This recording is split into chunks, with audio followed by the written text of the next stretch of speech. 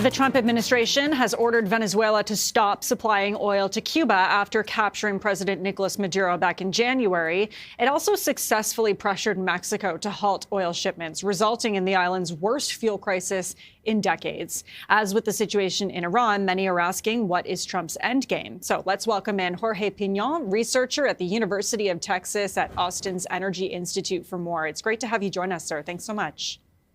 Thank you. Thank you for your invitation. So we know the primary cause of the situation Cuba is in is because of those halting of crude oil imports into the country. But you say there's also a structural issue at hand here. Can you explain what that is?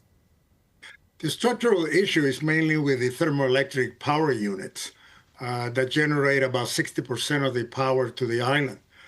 These are units that are over 40 years old. They have had very little capital improvements or maintenance over the years. And also they burn as fuel Cuban domestic crude oil, which is a very high sulfur, highly metal, very corrosive crude oil. And that's like a vicious circle. They fix the units and within 3 to 6 weeks, they break down again. So there's a structural problem with the electric power sector. It's not a problem with fuels. And now they have on top of that, of course, that since the beginning of the year, Cuba has not received any oil whatsoever to meet their 60,000 barrels a day oil deficit. Mm-hmm. It's a tricky situation to be in. Based on your observations or reports, like how would you describe the situation on the ground in Cuba right now, and also which parts of the island are being the hardest hit? Well, no, now we're reaching the end of March, and we now have a level that they're facing a catastrophic situation. We're talking about no fuels, and no fuels for diesel, for example, that, as you know, is not only public transport, it's also commercial transport, it's agriculture, impacts the beginning of the sugar season in the next few weeks. So diesel is critical, and they're now running to basically the bottom of the barrel as far as supplies are concerned. LPG, butane propane, which is a fuel used in cooking on the island.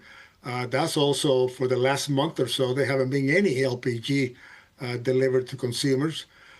So their situation now is not only electric power, but now it's also fuels. And if you look at Cuban cities from east to west, from La Habana to Santiago de Cuba, the streets are empty.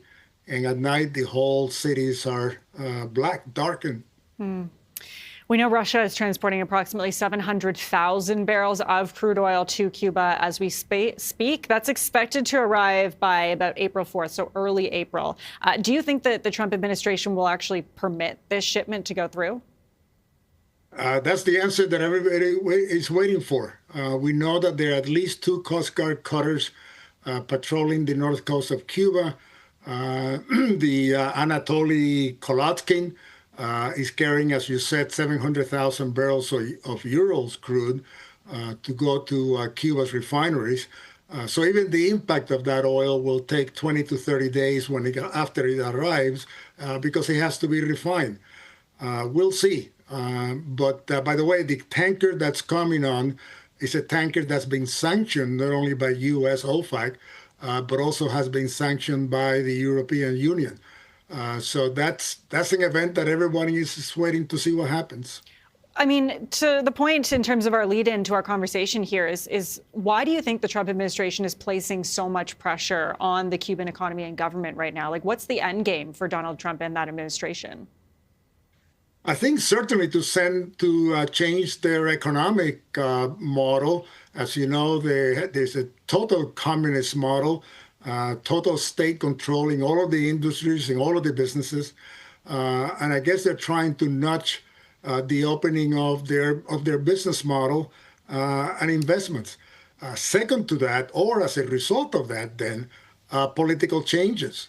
Raul Castro is in his 90s, as well as at least 2 or 3 of the old leaders of the revolutions from 1959. So now it's a new generation. And pretty soon you're not going to have a Castro or a Castro member family in power. That will change the reaction, I think, of the Cuban people.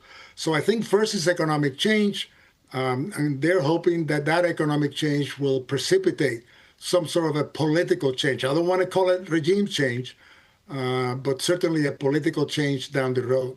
Why don't you want to call it a regime change? Like what we saw in Venezuela, do you think there's a push to do that in Cuba as well? Yes, that model, yes. The question is, what is a regime? We don't certainly want to happen something like happened in Iraq, in which even the bureaucracy, even the government bureaucracy disappear overnight. Because then you have a total social and political collapse on the island. So there is some sort of continuity that needs to be had in order for then the country to identify what their next steps are and where they want to go. So I don't like to use regime change because it means that everybody's out the door. That's not the case this time.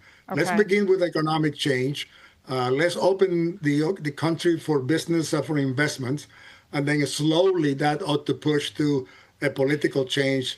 Again, particularly after you have the Raul Castro and others in their late 90s, that should happen soon. Okay, we'll have to leave it there. We're out of time. Jorge Piñón, researcher at the University of Texas at Austin's Energy Institute. Really appreciate your time, sir. Thanks so much for joining us. Thank you.